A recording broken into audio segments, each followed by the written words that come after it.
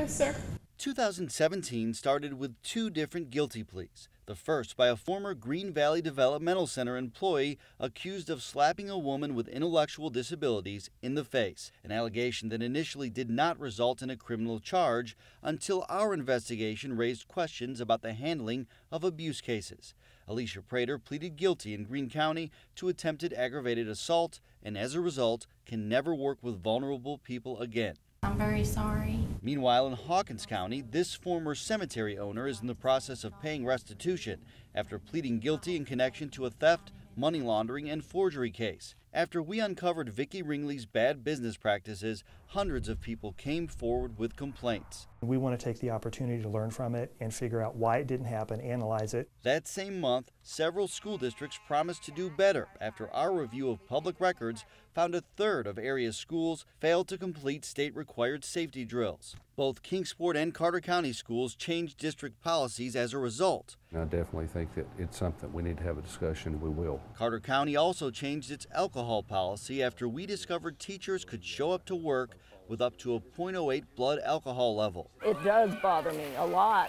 Speaking of schools and student safety, state auditors are expected to release a report in the coming weeks about the use of corporal punishment on students with disabilities. Lawmakers called for the review after our investigation found more than 24 schools where administrators paddled those students at a higher rate than their peers. These times are different now, so we need to take a look at it. Senator Rusty Crowe also took a look at the problem of drug-addicted medical workers allowed to continue working despite documented concerns. With the help of Representative John Holtzclaw in the House, he passed a new law meant to better protect patients. It was a major victory for us, and thanks for you for driving the issue. The state also significantly increased its number of emergency nurse suspensions following our investigation. Lawmakers are expected to consider additional legislation next session amid more concerns from prosecutors. Which of those recalls do you wish you had known about sooner? Oh, the airbags, most definitely.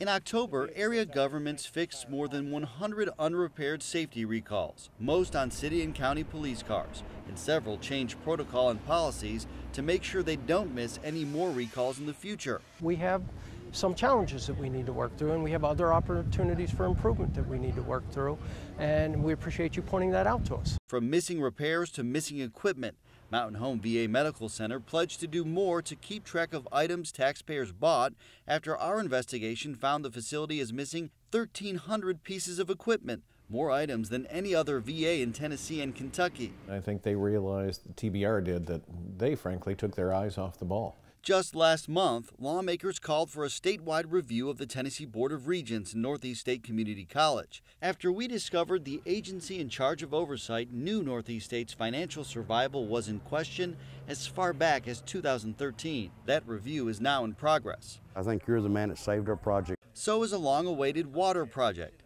Crews broke ground in the Denton Valley community of Sullivan County on a water project that will bring clean drinking water and fire protection to more than 110 homes. This whole thing was disappointing. Finally, in our most recent investigation, our findings could impact the sentencing of a former Kingsport lieutenant. Photos and public records raise questions about Ralph Klein's use of a city vehicle and his time reporting and overtime pay, all in the months before he pleaded guilty to patronizing prostitution. Nate Morabito, News Channel 11, in your corner.